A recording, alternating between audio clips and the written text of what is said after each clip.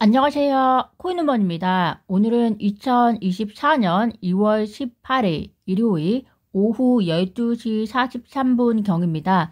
구독과 좋아요, 알림 설정 정중히 부탁드리면서 오늘 영상 시작하겠습니다. 리플 XRP의 기술적 위치 먼저 보시겠습니다. 볼린저 밴드 흰색 부분 보시는 것처럼 리플 XRP도 비트코인과 마찬가지로 상단 부분을 타고 올라가다가 잠시 내려와 있는 모습입니다. 상단을 터치하면 하단으로 내려오는 볼린저 밴드의 성질을 기억해 주시면 좋을 것 같고요. 파란색 보시면 리플 XRP의 데드크로스가 발생한 만큼 단기 매도 물량이 나오면서 가격에 약간 후퇴가 있었음을 확인하실 수 있을 것 같습니다. 노란색 RSI 보시겠습니다. RSI 역시 희열의 구간을 터치하고 난 후에 잠시 숨고르게 하는 모습을 보이고 있습니다. 전반적으로 비트코인도 그렇고 잠깐 쉬어가는 분위기가 연출되고 있기 때문에 단기 투자자 분들은 이 부분 참고하시면서 분위기를 보시면 좋겠습니다.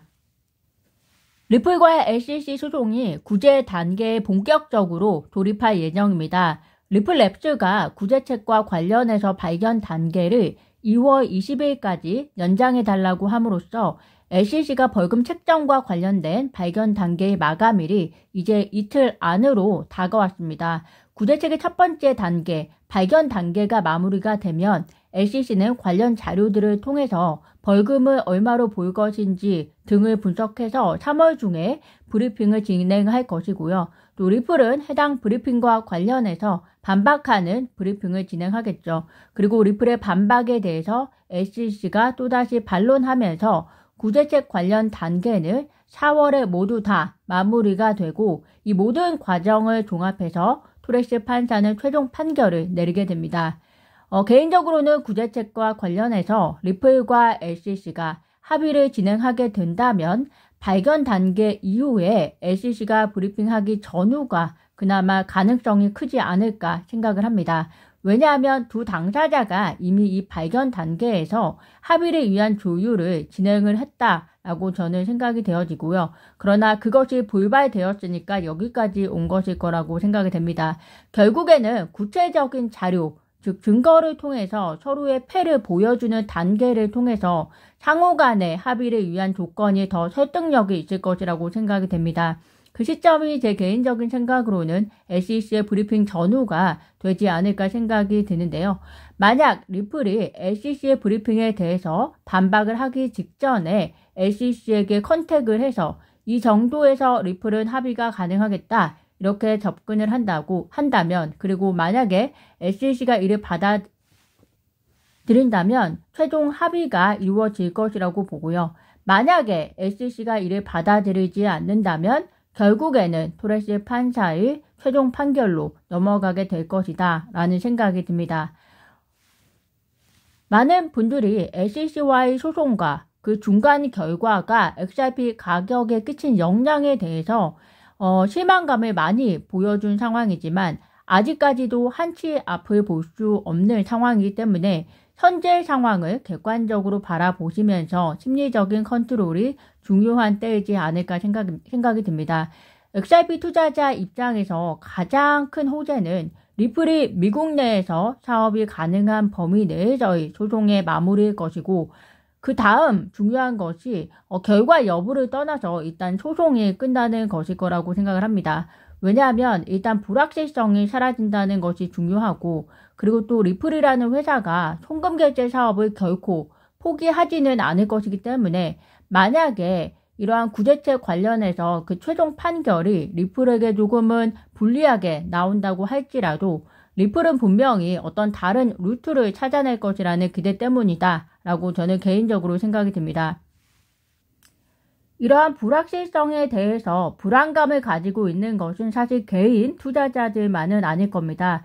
주피터 자산관리청이 2023년 상반기까지 XRP 상장 지수 펀드에 약 200만 달러 이상을 투자했다가 약 834달러 손해를 입고 청산한 것으로 알려졌습니다.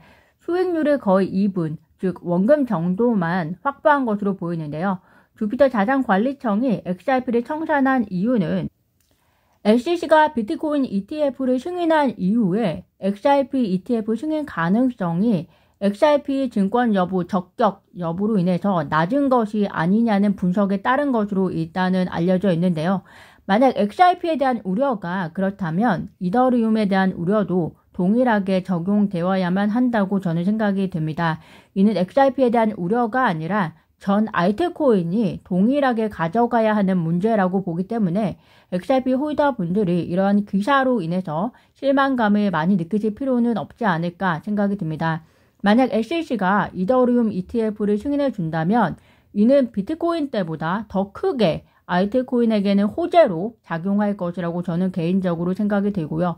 왜냐하면 비트코인과 또 알트코인은 다른 위치에 놓여 있기 때문에 이더리움은 지금 현재 알트코인을 대표하기 때문에 알트코인을 대표하는 이더리움이 ETF가 승인이 된다면 당연히 다른 알트코인들에게 더 큰 호재가 될 것이라고 생각이 듭니다. 그런데 만약 다른 알트코인의 ETF를 승인해 주지 않는다면 즉 이더리움 ETF는 승인해 주고서 다른 알트코인의 ETF를 승인해 주지 않는다면 이는 이더게이트의 의혹을 더 공고히 하는 계기가 되면서 투자자들이 SEC에 대한 신뢰감을 완전히 무너뜨리는 결과를 가져올 것이다 라고 생각이 들기 때문에 SEC 게리 겐슬러가 그렇게 섣부른 결과를 만든 일을 하지는 않을 것이다 라고 저는 개인적으로 생각이 듭니다. 현재 XRP 가격이 속 시원하게 올라가지 않는 것에 대해서 많은 사람들이 계속해서 의혹을 제기하고 있습니다. 한 암호화폐 커뮤니티는 XRP 가격이 올라가지 않는 가장 큰 이유는 바로 리플 때문인데 리플이 트레이딩 봇을 이용한 프로그래밍 방식의 판매로 XRP 가격을 억제하기 때문이다 라고 이야기를 했습니다. 이에 대해서 리플 CTO 데이비드 슈워츠는 리플은 현재 프로그래밍 거래를 하고 있지 않으며 XRP의 기관 판매도 중단했고 2020년부터는 XRP를 ODA, 즉 리플 페이먼트의 목적으로만 파트너에게 판매한다 라고 강조했습니다. 사실 리플사의 직접적인 판매에 대한 의혹보다 이번에 크리스 라센의 지갑이 해킹당한 것을 보았듯이 리플 관계자들이 XRP 보유량이 꽤 되기 때문에 세력 중의 일부가 리플 관계자들이 아니냐는 의혹들이 같이 불거지면서 나온 이야기가 아닌가 생각이 듭니다. 이에 대한 판단은 투자를 하시는 분들의 각자의 몫인 것 같습니다. XRP 가격이 결코 오르지 않을 것이라는 우려에 대해서 린다 킴 유명한 투자자가 다음과 같이 이야기를 했는데요. 현재 각 나라들이 다른 나라들로부터 통제되지 않기 위해서 여기서 다른 나라라고 하면 아마도 기축통화의 나라가 아닐까 생각이 듭니다. 어쨌든 어떠한 중심통화로부터 통제받고 싶어하는 나라는 없기 때문에 새로운 세계준비통화를 만드는 것에 대해서 원치 않을 것이다. 많은 나라들은 자기 나라를 통제하지 않는 시스템에 동의할 것이고 그 결과로 XRP 보유자들이 부유해진다면 XRP 가격이 오르지 않을 것이라는 우려는 문제가 되지 않을 것이다 라는 이야기를 했는데요. 이 이야기는 즉 많은 나라들이 기축통화나 새로운 세계준비통화가 만들어져서 자기네 나라들을 통제받는 것을 원치 않기 때문에 결국에는 XRP 레저와 같은 기술을 사용하고자 하는 나라들이 분명히 일부는 있을 것이고 그렇게 되면 XRP는 가격이 올라가서 XRP 보유자들 중에는 부자가 되는 사람이 있을 것이다. 이렇게 해석해 볼 수 있을 것 같습니다. 다양한 의견 중에 하나이니 참고만 하시면 될 것 같습니다. 제가 오늘 준비한 소식은 여기까지입니다. 오늘도 영상 시청 진심으로 감사드리고요. 구독과 좋아요, 알림 설정은 코인우먼에게 큰 힘이 됩니다. 감사합니다.